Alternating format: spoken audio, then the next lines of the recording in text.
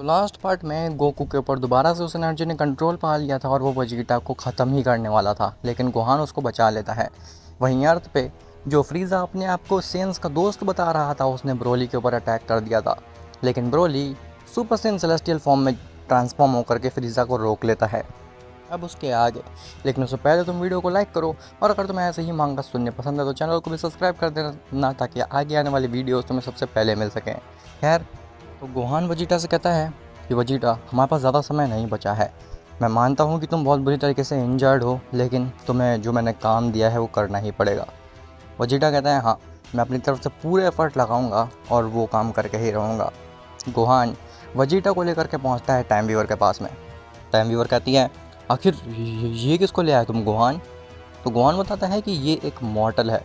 Time Weaver ये चीज़ सुन करके एकदम शॉक रह जाती है। टाइम वीवर कहती है, एक मॉर्टल, वो भी अपने मल्टीवर्स से बाहर, ऐसा कैसे मुमकिन हो सकता है? तो गोहान कहता है, ये कोई आम मॉर्टल नहीं है, ये बहुत ही शक्तिशाली मॉर्टल है।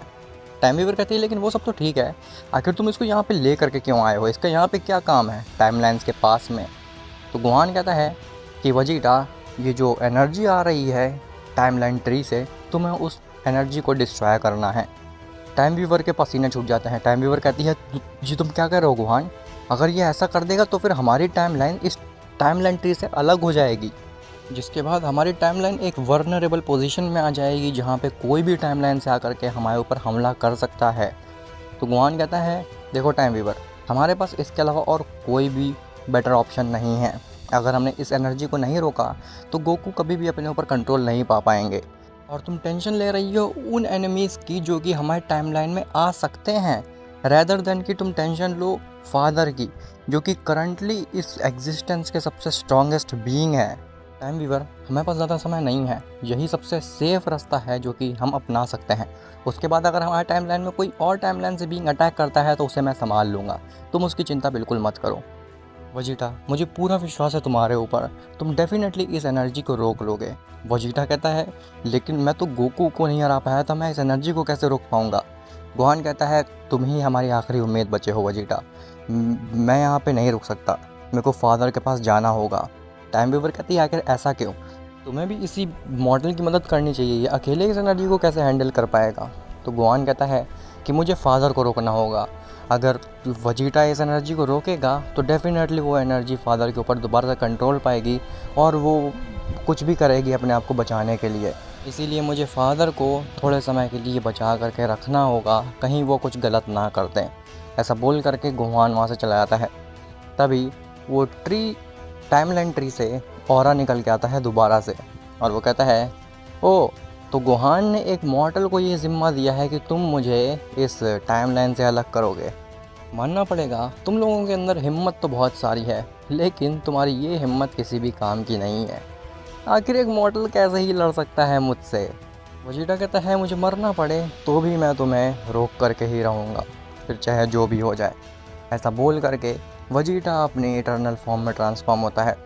वो ऑरा कहता है, ओ, तो तुम्हारे पास भी इटर्नल फॉर्म है, मैंने तुम्हें काफ़ी सारी दूसरी टाइमलाइंस में भी देखा है, और गोकू के बाद सबसे ज़्यादा इम्प्रेस मुझे तुम ही ने किया है। तुम एक सेयन हो ना, मुझे गोकू के साथ साथ तुम्हारे ऊपर भी कंट्रोल पाना चाहिए था।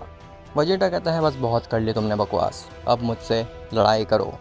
खैर, वहीं गोहान इटर्निटी के पास पहुंचता है। गोहान इटर्निटी से कहता है कि आखिर फादर कहाँ पे हैं?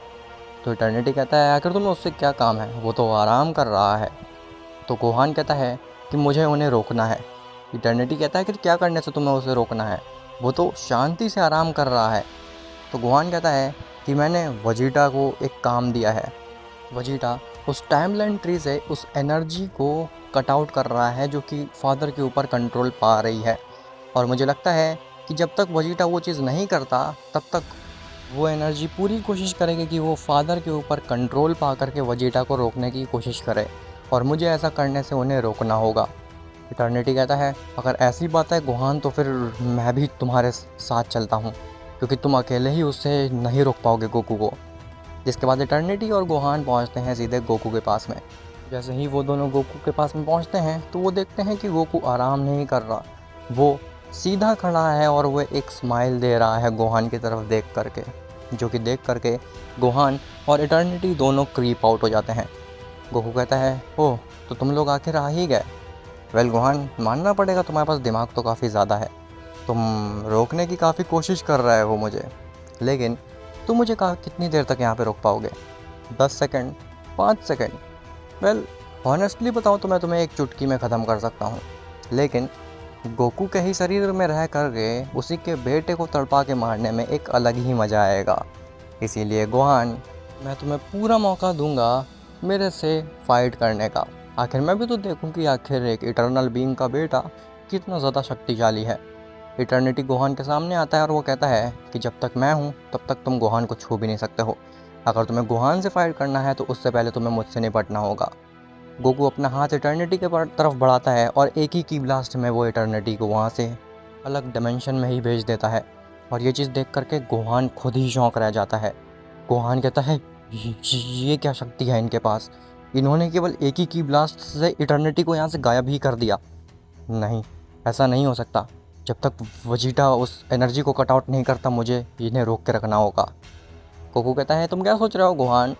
वेल, क्या तुम्हें अपनी एब्सोल्यूट इनफाइनाइट फॉर्म में ट्रांसफॉर्म नहीं होना है?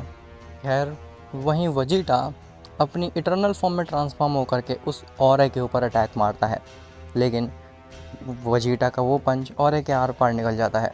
वोरा कहता है, हाँ क्या तुम बेवकूफ़ हो? तुम्हें दिख नहीं रहा है कि मेरे पास फिज़िकल बॉडी नहीं है, मैं एक ऑरे की फॉर्म में हूँ, तो तुम मेरे ऊपर कैसे ही हमला कर सकते हो? लेकिन मैं तुम्हारे ऊपर कर सकता हूँ। ऐसा बोल करके उस औरे का हाथ अचानक से एक फ़िज़िकल फॉर्म लेता है और वो वजीटा के ऊपर अटैक करता है। उस एक पंच में ही इतनी ज़्यादा ताकत थी कि पूरा टाइमलाइन ट्री ही हिल जाता है और वजीटा वहीं पे धराशायी होकर के नीचे गिर जाता है। वजीटा कहता है, तुम देख क्या रहे हो? तुम मुझे मार क्यों नहीं देते? तो वोरा कहता है, मैं तुम्हें नहीं मारूंगा, मैं तो बस तुम्हारा टाइम वेस्ट करा रहा हूँ ताकि गोकू यहाँ पे आ सके। मैं चाहता हूँ कि गोकू तुम्हें अपने हाथों से ख़त्म करे, क्योंकि तुम्हें हर टाइमलाइन में गोकू के हाथों से तबाह होते देखने में जो मज़ा है वो और किसी को देखने में नहीं है। वजीटा कहता है, क्या तुमने हर टाइमलाइन में मुझे गोकू के हाथों मरवाया है? तो वोरा कहता है, नहीं, केवल तुम्हें ही नहीं बल्कि तुम्हारे बेटे और तुम्हारी बीवी को भी। और हाँ, ये बात तो कहनी पड़ेगी कि तुम दोनों की फ़ाइट देखने में मुझे जितनी मज़ा आती है हर टाइमलाइन में, उतनी मुझे किसी और की फ़ाइट में ज़रा भी नहीं आती। वजीटा एक स्माइल देता है और वो दोबारा से खड़े होने की कोशिश करता है। वजीटा कहता है, तुमने हर टाइमलाइन में गोकू को जीतते हुए देखा होगा मेरे सामने, लेकिन इस टाइमलाइन में ऐसा बिल्कुल नहीं हो सकता।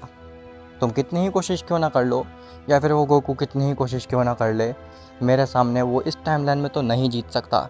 ऐसा बोल करके वजीटा रेज करता है और वो दोबारा से अपनी इटर्नल फॉर्म में ट्रांसफॉर्म हो जाता है, लेकिन इस बार उसकी इटर्नल फॉर्म से भी एक अलग सा ही ऑरा निकल रहा होता है, मानो कि वजीटा ने केवल कुछ ही समय में उस इटर्नल फॉर्म को पूरी तरीके से मास्टर कर लिया हो।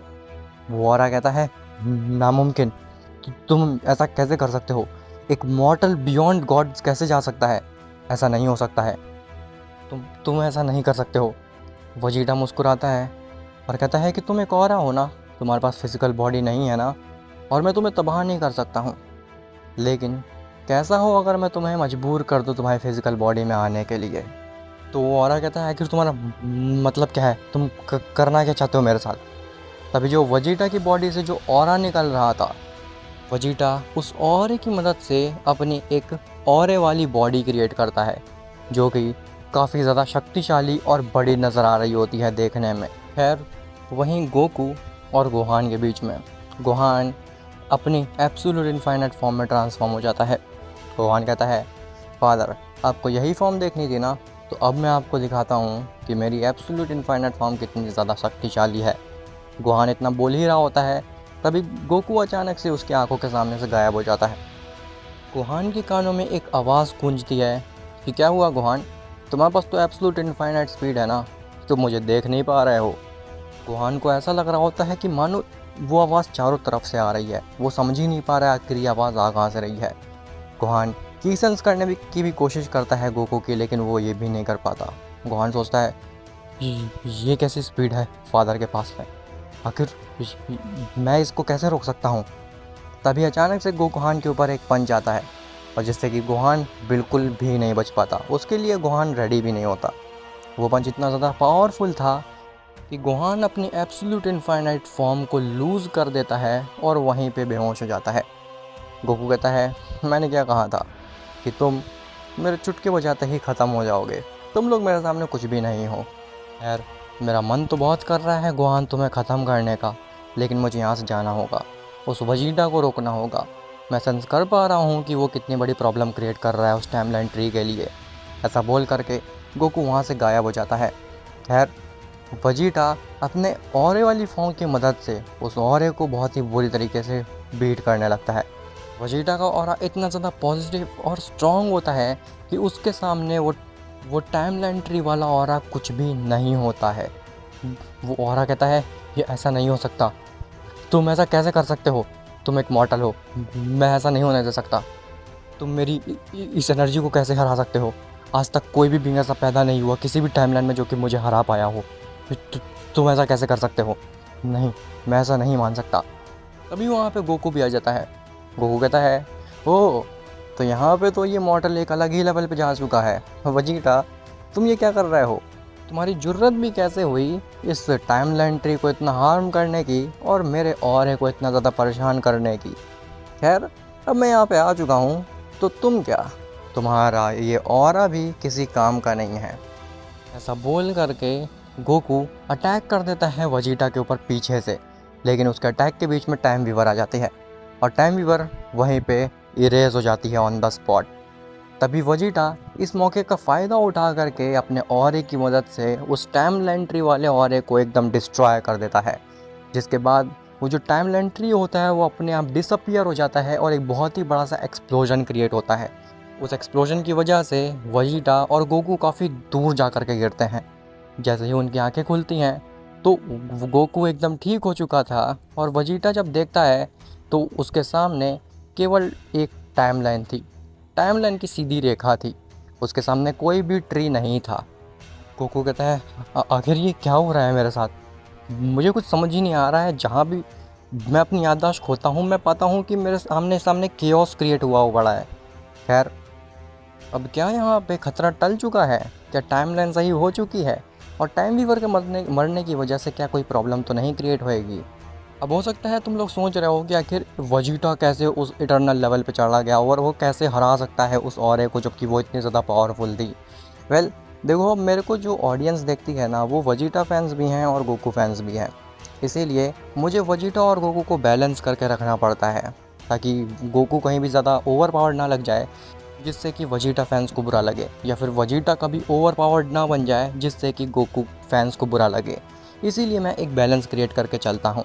और इस सीरीज़ में मैंने थोड़ी प्रॉब्लम क्रिएट कर दी कि मैंने वजीटा को एक मॉडल क्रिएट बना दिया, जैसा कि मुझे नहीं करना चाहिए था।